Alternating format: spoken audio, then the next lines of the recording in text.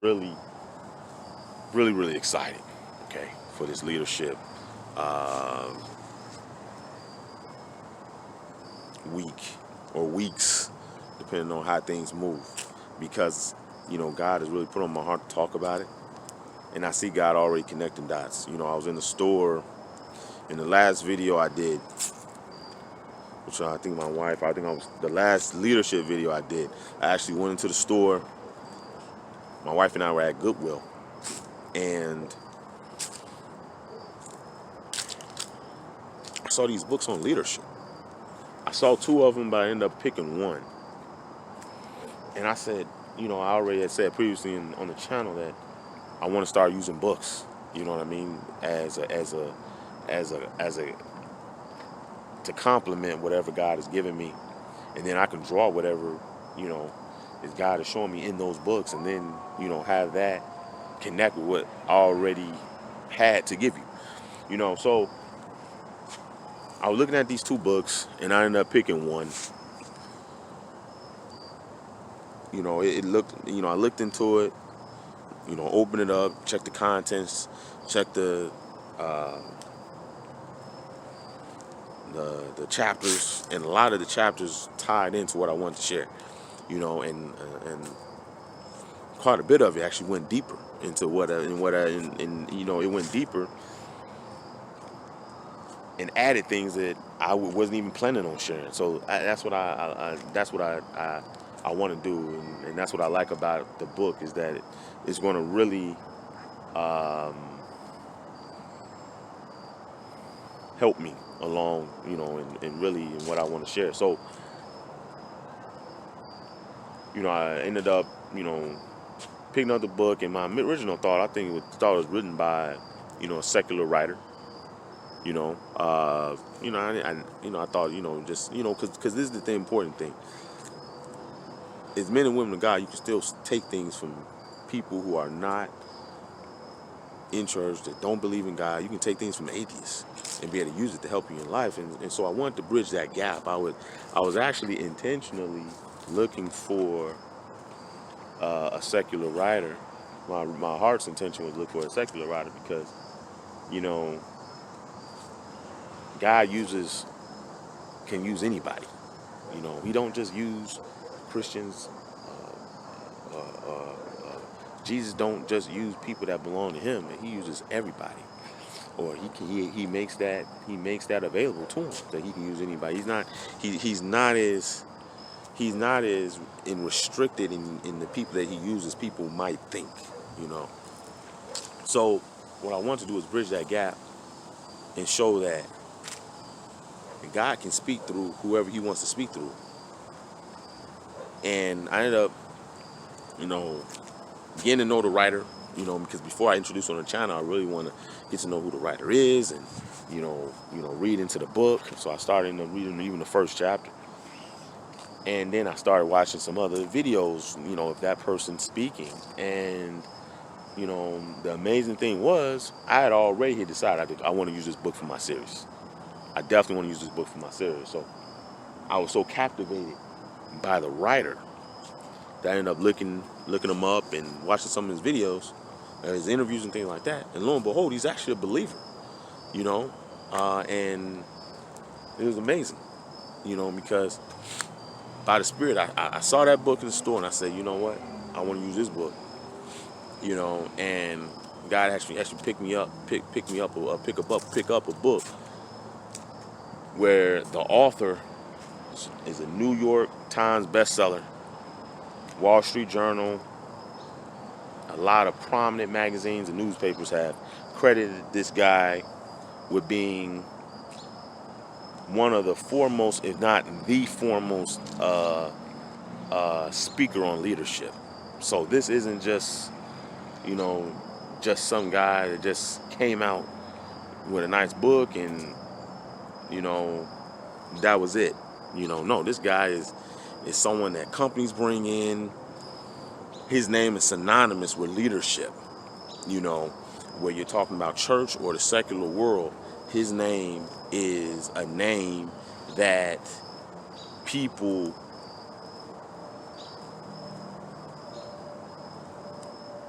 think of when they think of someone that teaches great leadership. So, without further ado, I want to give you the name of the book. This is the author is John C. Maxwell, and I was looking for the book in my house before I came in. I know I moved it around a little bit. I wasn't able to see it, but I wasn't able to find it. But the name of the book is if I'm not mistaken, I'm gonna write it in the description. But I know it's the Irrefutable Laws of Leadership. Okay, if I'm not mistaken, it's the 21 Irrefutable Laws of Leadership. And read the first chapter and it was amazing, and I think the book is really written beautifully, and it's an honor and privilege to be able to include it on this channel and talk about it. So definitely I would recommend purchasing the book. Like I said, I want to go through every chapter in the book. That's what I want to do, and discuss that with you, and really give what God has given me, and then my experiences, whatever I had experienced doing these things, or whatever chapter. I actually want to put I want to put my experience in every chapter in the book, and just kind of show you, and just be in some way, shape, or form a witness to, the great leadership that he teaches. And because right now I teach a team at work, and I've been able to. God has really been molding me as a leader, and I know that God is preparing me to do other things, and to move beyond where I am right now, and I'm excited, and so I don't see what I'm doing right now is about just right now, but I know it's about so much more, So the first chapter that I read in this book was the law of the lid, okay? And so, Mr. Maxwell started this chapter off with talking about two brothers, okay? These two brothers, moved to Hollywood, had an itch for success, starting business. And what they ended up doing was going into Hollywood, opening up some business in Hollywood, and it ended up not going well. So they ended up opening, they said, okay, we're going to move on to something else. They still had fire for success. So they ended up opening up a drive-in restaurant, okay, where they sold hot dogs, they sold, of course, drinks, beverages, and all kinds of stuff, right? Hot dogs, burgers, a lot of what we think is fast food today. And it actually went on very well. They end up started honing their menu and started focusing on the hamburgers and cheeseburgers. So they cut the hot dogs out. So they got to a point where what John C. Maxwell talks about the lid is, the law of the lid is about you hitting a ceiling, as you will, in your productivity and your contribution, because you lack the leadership skills to bring something forth in a bigger way. Okay, so the lid is like the law of the lid.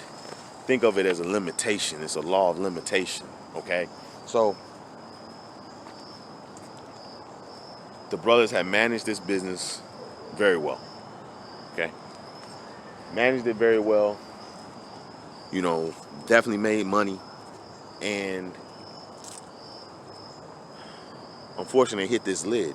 They hit this limitation because what they were trying to do was start to franchise out, and it just wasn't going well. Okay, and of course, this was back in the uh, it might have been almost 100 years ago. All this is happening, just to give you some context, right? So, someone named Ray Kroc came along and said, you know what? He was a businessman selling milkshake machines. Came across, saw their business, and had a vision, on how to really see it grow. And he ended up going in business with the brothers. And the brothers actually, agreed, and they ended up going into business. And the name of this business was called McDonald's. Okay, the brothers, they founded the company, they founded the business, and they took it to a certain point. According to John C. Maxwell, these founding brothers were good managers, but they weren't good leaders. Okay. Ray Kroc, according to this book, was a great leader. Okay. And he got in, everyone knows the story of McDonald's. Ray Kroc had the vision for this being able to have this franchise all over the country, and came in and started making some changes, and the McDonald's stores actually went from, I think it was just a few they had, to now, of course, it had thousands, thousands in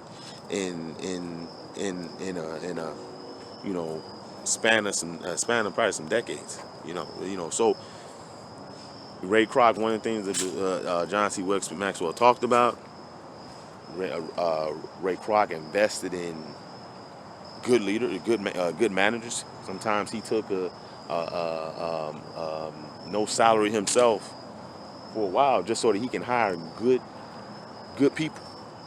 So he made some sacrifices. I think in the book he talked about Ray Kroc didn't even make a profit for a good little while, because he wanted to sacrifice to make sure he had everything in place that was going to get to have the people that were going to bring the vision to where it needed to be. So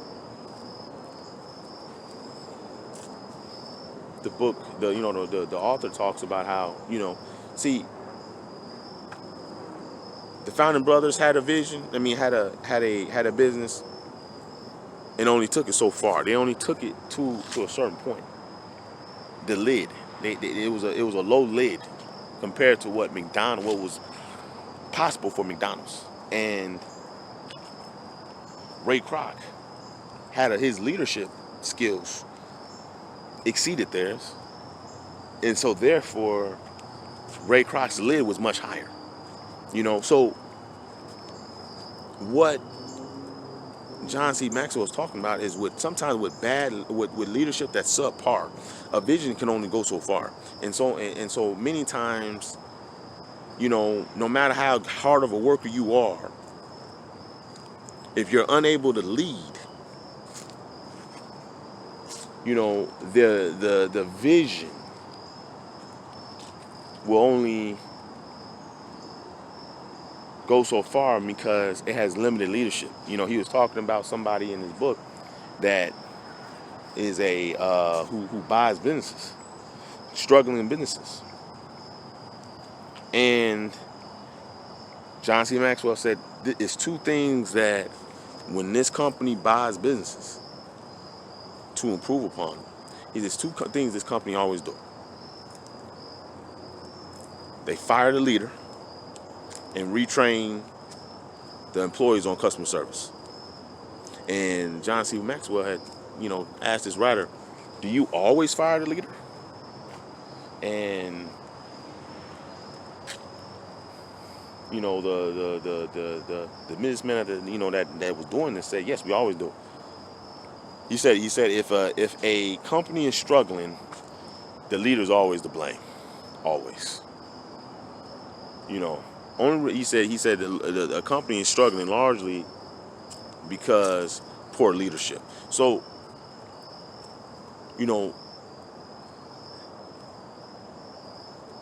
John C. Maxwell opened his book up with basically saying that, look, without great leadership, your lid is going to be lower, okay?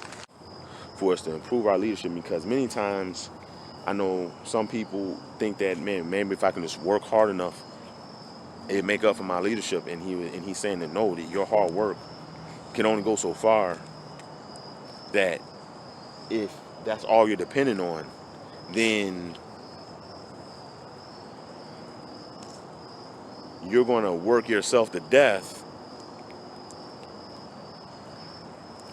compared to someone else who may not have the same amount of maybe skills as you do, but they may have better leadership, and they can, compared to you, could, bring a business further, just for the fact they have higher leadership, because he's also talking about a balance, okay? You can't just be high on a number 8 in hard work and great skills and be 2 on the leadership and think that your business is going to move forward. He said it's better for you to be at a 6, okay, in your skill set, and then be at another 6 of your leadership, than be way on the other end of the pole on hard work and great skills, and be very low on the totem pole when it comes to leadership.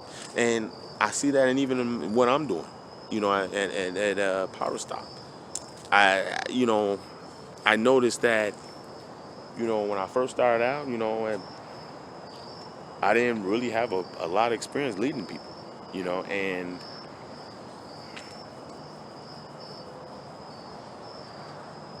the business hurt because of that, and I just thank God in time I was able to improve on my leadership. And I noticed that with my, I used to be someone who just thought, man, maybe I would just work hard enough, but no, like John C. Maxwell talks about, with certain things not in place, you have to work harder because of poor leadership, and there's a lot of things that you waste. Okay, so